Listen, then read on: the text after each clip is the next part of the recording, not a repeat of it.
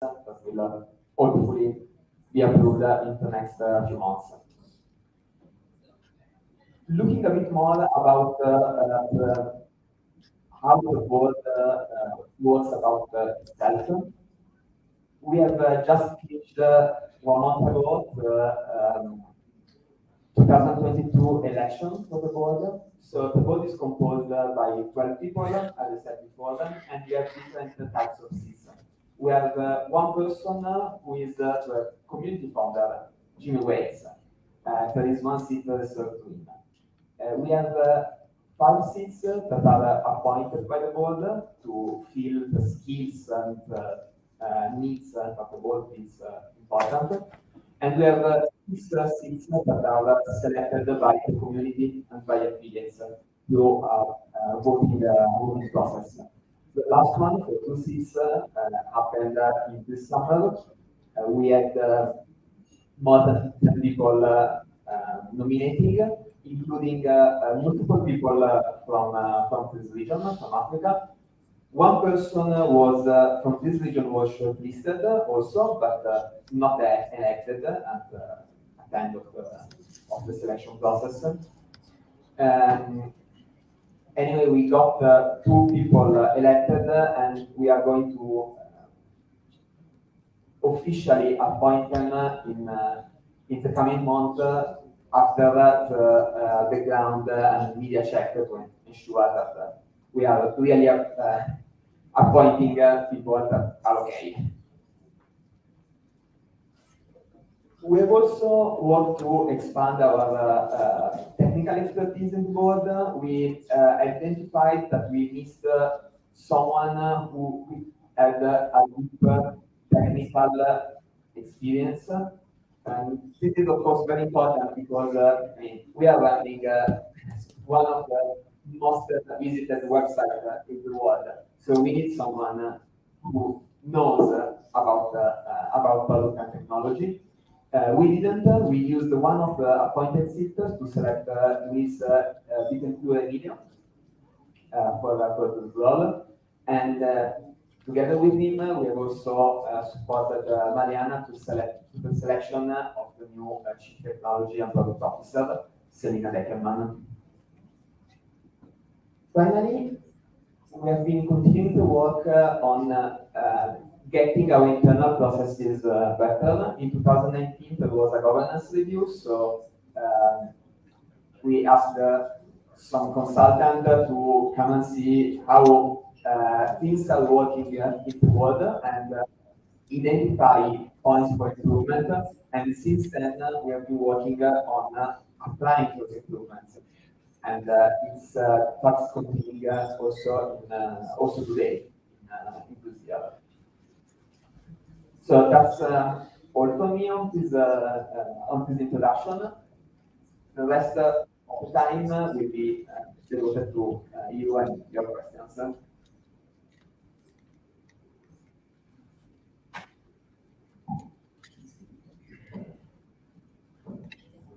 So, anyone has any questions? I'm happy to hear from you.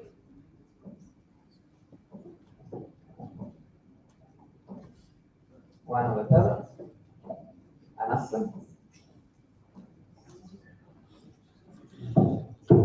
Yes. Hello. Thank you very much, Lorenzo, for your presentation.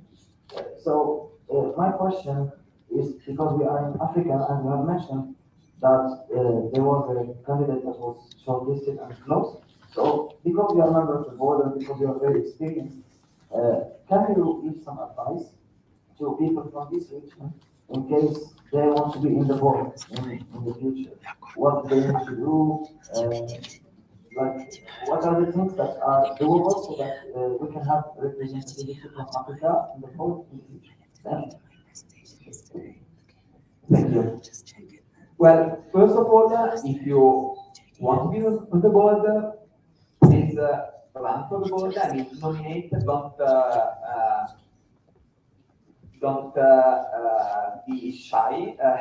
We are waiting for good candidates. So if you think of it, if you want to do it and you think you can do it, please do.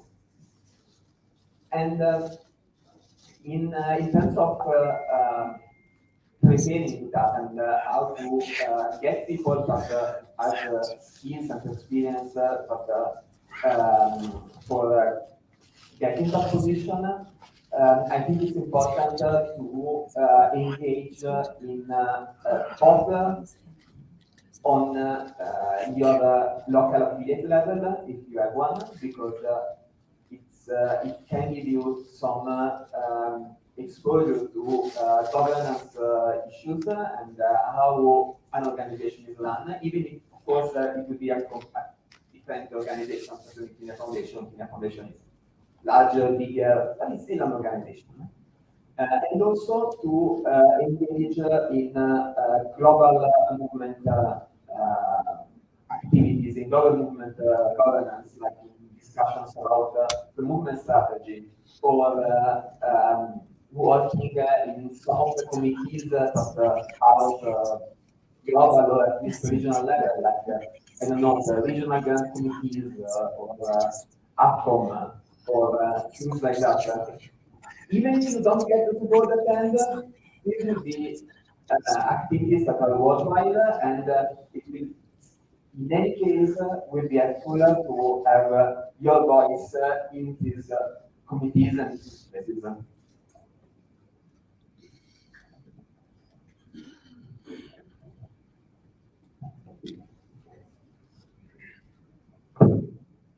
Maybe nobody wants to go first. I want to ask a difficult question. You saying Bob Yeah. is easy? I'm sure Bobby's questions are not difficult, but that's not. Yeah, we Safe space see policy. the prerequisites that one needs to meet before they can be a board member. What does not qualify a person to be board member? What is it that, as a Wikipedia, does not qualify? Well, if you look at from a technical point of view, so what are the rules? Basically, anybody can run. So, I mean, you need to be of legal age. Sure, a child cannot run because there are legal responsibilities. So, you need to be able to take those. And also, you need to be able to speak English. I know that we are a global movement and it's important in the movement to be able to use our own languages. But the Wikimedia Foundation is still technically a US foundation, and you will have to deal with English stuff. And if you have to talk with other trustees or other people, if you don't speak well English, you will be you will have you will not be able to get heard, basically.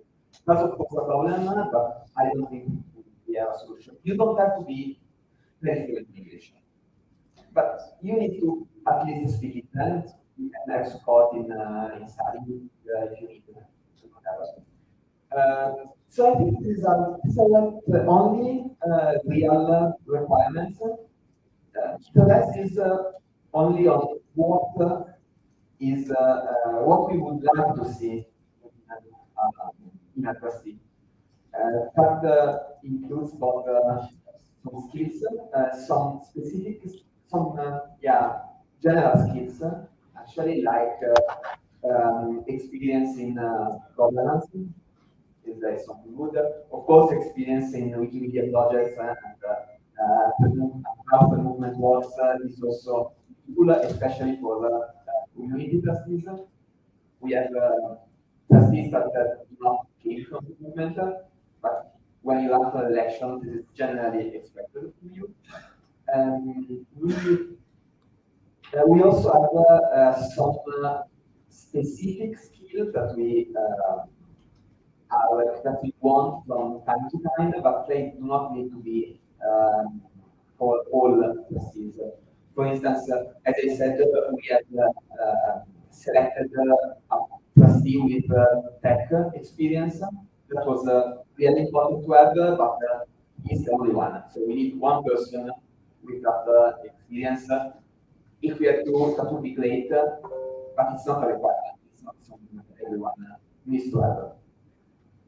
And of course, across the board, we want to have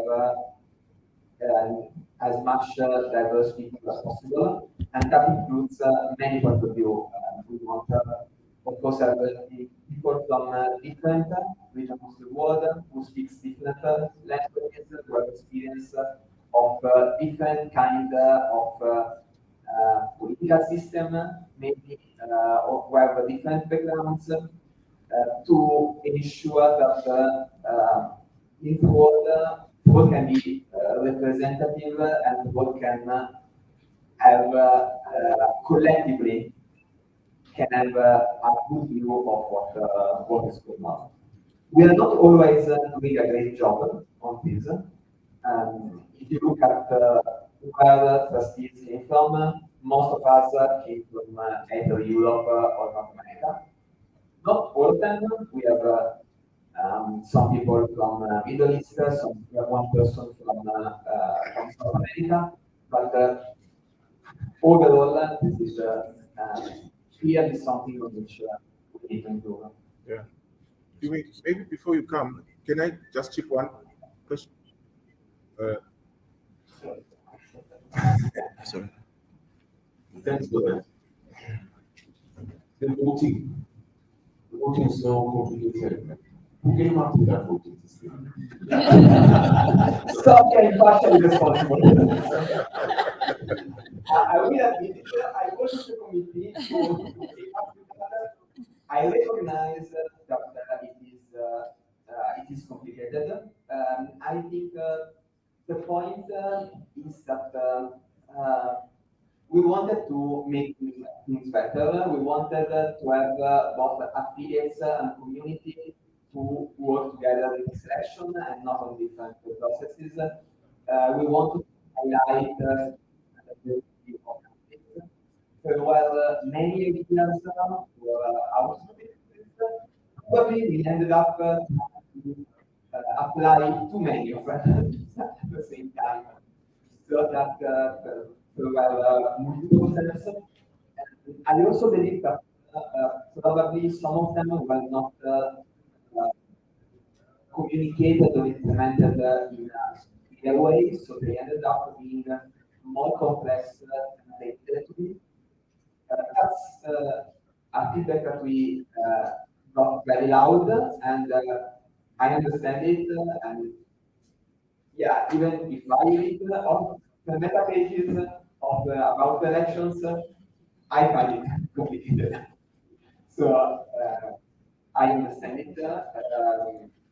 We will it's something that we have idea that we want to do better next time, trying to keep the good parts of what we have done this year, but removing some complexity and removing something that will not really successful. Yeah, going to one of the questions I wanted to ask, so I will ask the other two.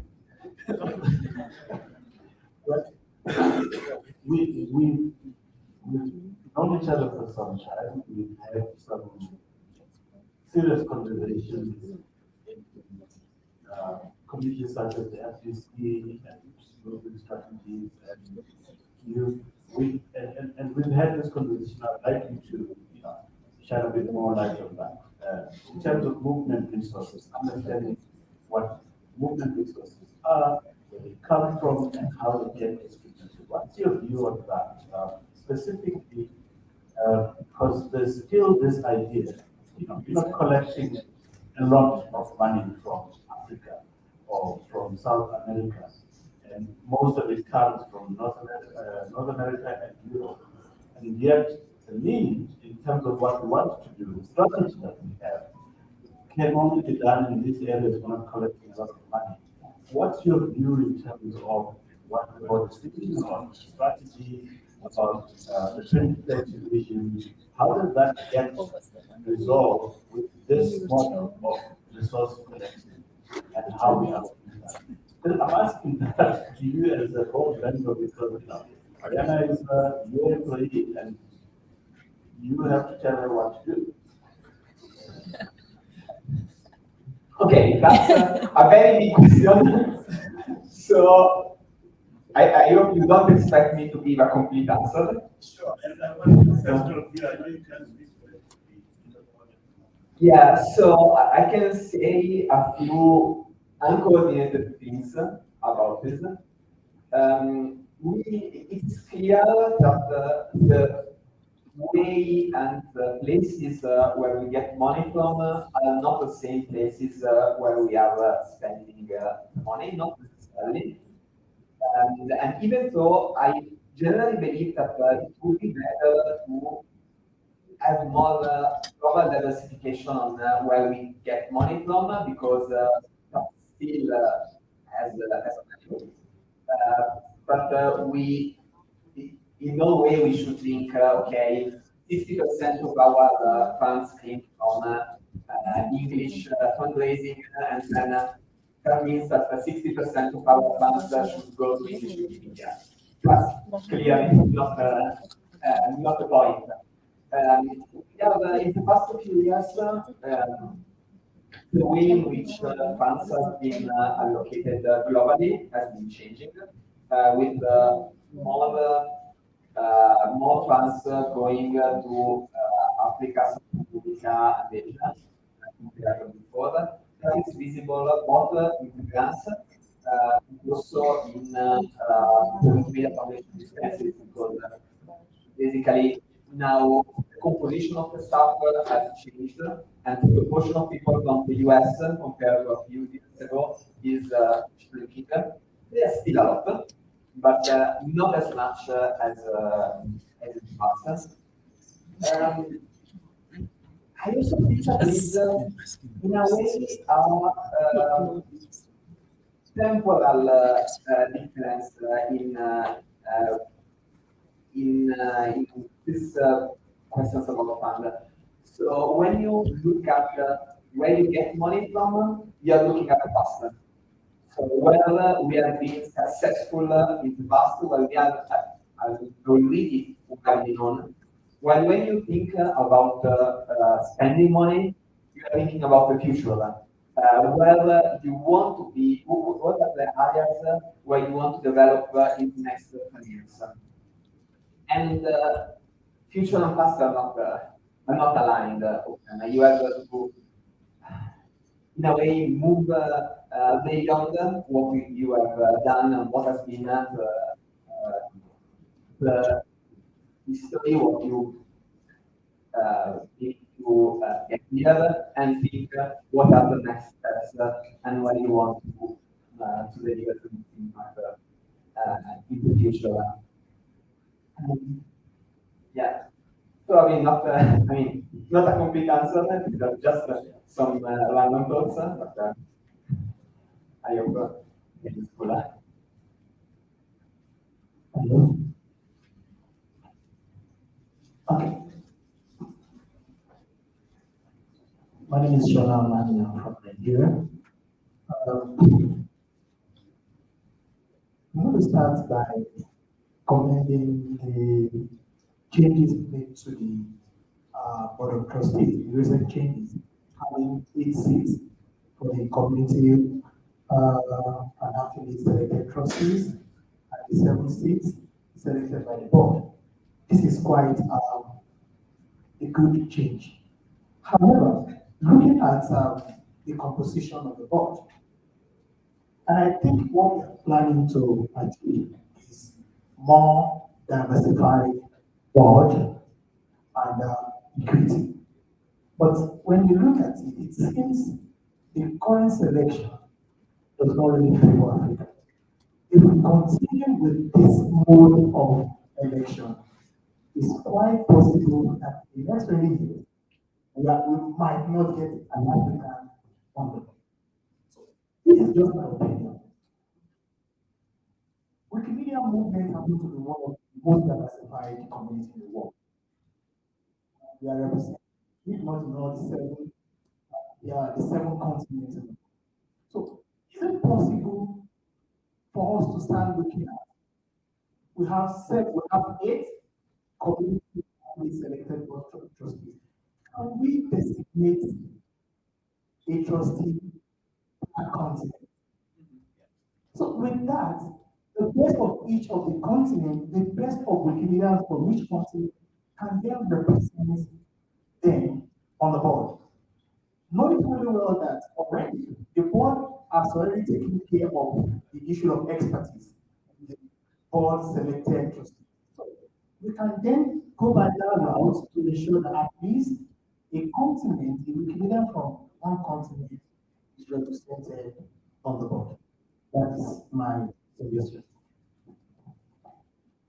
First of all, you have rightly pointed out that we don't have anyone from Africa currently on board, and I remember correctly, we never had. That doesn't necessarily mean that we will never have in the future. And if you look at the last election, 2022, and previous election, 2021, there were candidates from Africa. They were not elected, that's true, but they were very near to getting elected. So I wouldn't say that, I mean, I don't know what will happen next time, but maybe next time things will be different. It doesn't take much difference to get one of those first people they were actually very near to be elected. The general point you're making that yeah, we would like to have a more global representation in the world. We have regions that are not currently represented in the world. That's true for Africa, but also for Eastern Asia. We have people from the Middle East, but not from the rest of Asia, which is like 3 million people, 3 billion people, so lots of people. The idea of forcing these through change in the election process, requiring some kind of quota or some subdivision, so that you have one person from each continent, let's say, has been proposed a few times in the past, and I can see the point. What worries me about that idea of one person per continent in terms of diversity is that we have many different ways of looking at diversity. There is, of course, regional diversity, but you have differences in languages, in economic status, gender diversity, backgrounds, and many other things. If you can force to have one measure sorted out, because we have few people, like we have 6 seats that are going to elections. If you cannot do more than one. So if we take one person from each region, that means that for each region, each sub-election will elect only one person, which is a majoritarian election. So only the voice of the majority in the region will be heard. And I mean, let's take another obvious measure of diversity, gender diversity. What if in each of those regions you select a man? Then you have 6 people, and maybe in each of those regions, the second person was a woman. You are getting regional diversity, but you are losing any other kind of diversity. And that's the reason why I understand the proposal, I've heard it, but I also see drawbacks, and I'm not sure that from an overall diversity perspective, that will make things better. And that's the reason why in this election, we have tried to work on a software level, so trying to highlight different backgrounds and the diversity of candidates, to have the analysis committee, which was made from representatives of the community, to make a reassessment of this criteria with the hope of highlighting skills and diversity in the candidates and hoping that it would have helped in getting a better, getting us to a better position. That didn't give the desired result from this point of view. But people that have been selected, I think they are late. So, but Shani and Mike, they were great candidates, lots of experience. I'm happy. I'm looking forward to work with them. But of course, they are not really increasing our regional diversity.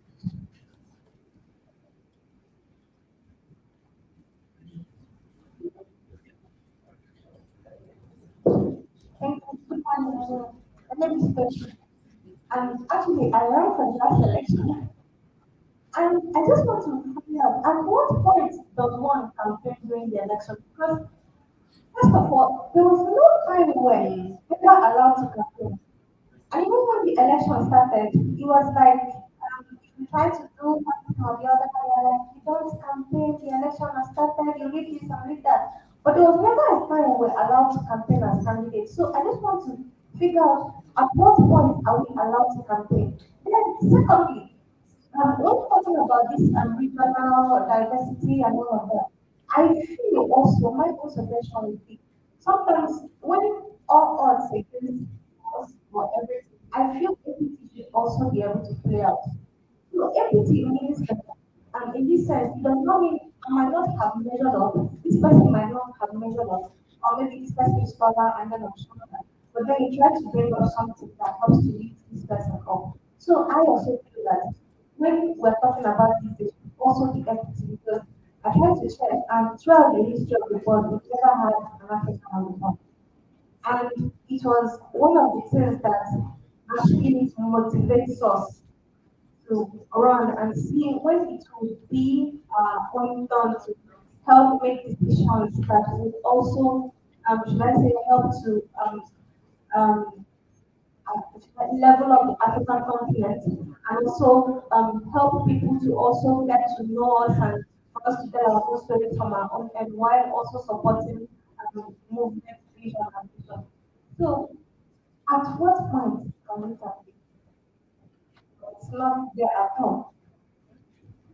Okay, you have two questions. One on when we can campaign during the election, and the other one on equity in the selection process, also how to support candidates to relatively. About the campaign, I will first recognize that there was in many points during the elections there were some confusion about the process and about what could be done and what would not. And there were also some changes done in the process. This is clearly not good. It shouldn't have happened. Ideally, you should have clarity from the beginning about what is going to happen, and this will keep it that way. Campaigning has been one of the topics where I've actually seen some confusion, so that from what I understand, there were some times where you were allowed campaign, also with some limits, like don't do that if people find it inappropriate, which is very complex to understand, so it doesn't help maybe. But I think the key point here is making clear the process is more clear and let candidates know in advance. I had the same, in a way, the same issues when I ran last year, and at some point we saw some candidates campaigning in a way that I know that I couldn't do on Italian Wikipedia, and I thought I was not expected to do. So, yeah, I do the same thing. I hope that it will be the last time. I'm also I want to that we have started now to discuss about the next cycle, which will happen in 2024. So in 2 years, next year there will not be elections. We will have in 2 weeks an in-person meeting with the election committee and including the staff that supports the elections and the governance committee of the board, which is the committee that has oversight over the elections. So we hope to start to build the foundations that will allow to get to more clear processes and smoother processes and a better experience for candidates in the next round. The other part of your question was about the equity in the selection. And I think that on this topic, it's very important actually to get your feedback on what you missed and what we can do to help candidates to make them feel that they are on the same level with everyone else. One thing that we are planning to do, and which can help with a few years in the future, is try to build capacity building and training for candidates, for people in commitment that may in the future become candidates, so that they are we have more people that are better equipped to run for candidates and to do the job after they are elected. Thank you. Okay, maybe I want to go first. You want to go first? I just wanted to support what Toshi said about the campaigning. Just to give a better kind of understanding of the impact that it had in Africa. So we, Wiki Africa Hour, wanted to do a session on just the African candidates, the people who put themselves forward, and we weren't allowed to do that. We were told no. So not that we were told no, but the candidates were told no. So that was fine. So then we said, okay, we'll wait until this affiliate selection. So we waited until the affiliate selection, and then we provided a space for all of the candidates who had been selected. So it was then a global issue, not an African issue. Okay. And then when we tried to talk about it, or when Toshi tried to, after that, when she was the sole African candidate, and she tried to say, like, help support me, colleagues, she was shut down, like, really badly on Telegram. It was really quite brutal in the way that it happened. And it really felt like censorship to a lot of us. So I don't know if it was a language issue, but it was not okay. So I just want to make sure that because I think Toshi was very nice in the way she said it, but I don't think people understood the real impact of how it felt for us, for the whole community. So I just wanted to express that. I'm not asking a question, I'm just saying, trying to underline emphasize how bad it was. Okay. Thank you for bringing that. Hi, Lorenzo. Good morning. So maybe I will call 3 questions that have complex or difficult. My name is Isaac Olatune from Nigeria. I sometimes spend time to look at the notice board to see what communities views are on certain topics. You want to touch with me and use Google translations and all that. Read discussions. And recently I saw a long discussions around the Wikimedia Foundation fundraising. Some members of the community raised eyebrows about the current fundraising plan. some of them felt the foundation is raising too much money than they need. And I was like, is the foundation supposed to go broke for the raise fund? But I want to get your personal opinion on the current raising time. At what point should we stop raising funds? That's one. The second question is that recently I met a partner, and he was like, "Oh, I know Wikipedia. I've also dated for Wikipedia." So, but I have never seen such banners in Nigeria or have somebody who says they donate to workshop.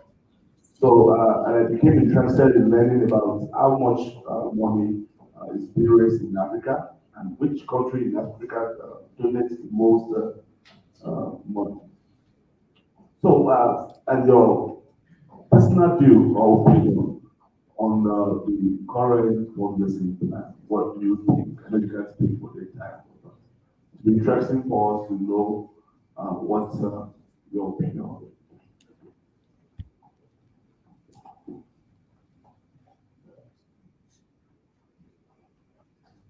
Yeah, in the interest of time, maybe we can take 2 or 3 questions, and then I can round up until 25 to then. Yeah. So I got my voice back, so I'll ask a question. Your voice is still not great. So you should, No. So basically, I see something that is happening not only in this conference but in many places, which is that we have a gap. There are some people who are completely beginners and some people who are very experienced. So sometimes the discussion gets very detailed about some specific things, and many people get lost. So what I wanted to ask is just I wanted to come back a little bit to take the big picture. And my question was again about this content. So the board of trustees is the most powerful instance that exists in Wikimedia movement, yet most of people in Africa, even the Wikimedians, don't know about it. They don't know anything. They don't know about the board. They don't know Wikimedia Foundation. They don't know many things. Even like people who are doing activities here, that must be thinking about the projects or activities or ask for grants, and most of the questions are about how to make it a grant, how to implement projects, but they're not aware that the board exists and even a foundation. So my question is rather simple. Is the board trying somehow, except this outreach that you are really good that you come to the conference, but except that, is the board thinking about this, thinking that they maybe should raise awareness about themselves in different ways, maybe write blog tutorials or have a video, not video saying hello, my name is Lorenzo, no. I'm thinking about like long videos saying this is the board, this is our role, like you did in the presentation. We talk about annual planning, etc.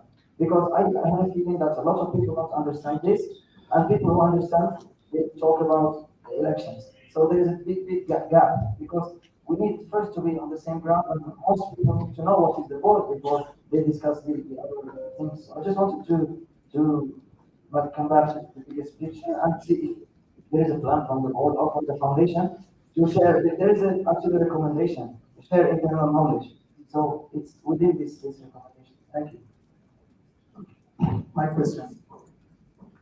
Can I add to that before you respond? Okay. Hi, I'm Vicky from Germany, and what I see unfolding here is a little bit like the tragedy of the Wikimedia movement in the play, and that is because I feel like we're all talking to the board of trustees and asking the board of trustees to do a whole lot of things it cannot be, because coming back to the big picture, the Wikimedia Foundation Board of Trustees is not an international membership association. I would say that it's not a membership association. It's not an international organization. So I would ask you, and no matter what they do, they're not going to become an international membership association, because legally that's not what the organization is. So I would ask you, given that we have a movement strategy and we have a member of the committee who writes the charter here, to maybe focus some of your energy towards elected representatives, democratically elected bodies that right now is called the Global Council. That could be a lot of those things that you're asking. Very important. Thank you. Thanks.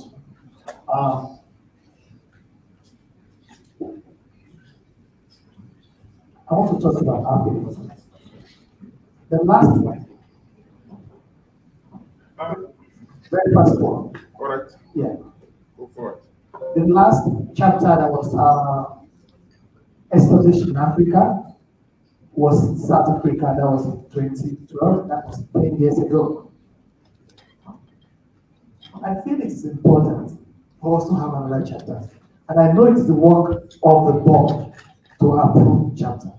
Because I'm using this medium to ask. There is need for more chapters in Africa, considering the number of countries that we have, over 55. And there are a lot of things that are happening within the space in open movement in Africa. The current structure of the APA that we have cannot benefit from some of these. Only the SA chapter, which are doing quite well, are the only one that we are looking into.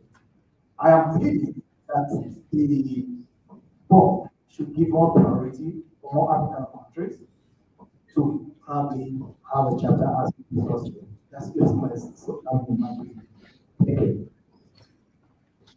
Thank you. Thank you so much. Unfortunately, I'm going to. So all the answers, all the questions that you've asked, my colleague, Boris there, they've noted them, and he's also taken them. They're going to be responding to them outside office. So when we're 18, you can just approach him and you can respond to it. Because of time, I have to be, exercise and iron fist. So we have to stop here today for this session. And thank you so much. Can you please give me a round of applause?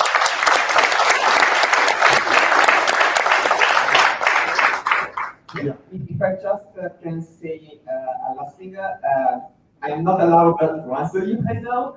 Apparently, that some of the points that have been raised in the last few questions are important, and some of them are topics on which we are having active discussions. I'm happy to talk about them. I will, this session is finished, but I will be here today and tomorrow on the Indaba Conference. So please reach me in the next day and a half. All right, thank you so much. So what's going to be happening now? We're going to go to a tea break. Then they petition here, and then from there we continue with our sessions. It's going to be happening like yesterday. Over there is keep one. This side where I am is keep two. And then we just go around the corner. It's Virunga 3 and Virunga 4. Oh, this side is Virunga 3 and Virunga 4. And then so please let us keep to the time as much as possible. We're going to be having some people that will time keep us. Please respect them when they just show you a sign that it's 5 minutes left. It's 5 minutes left.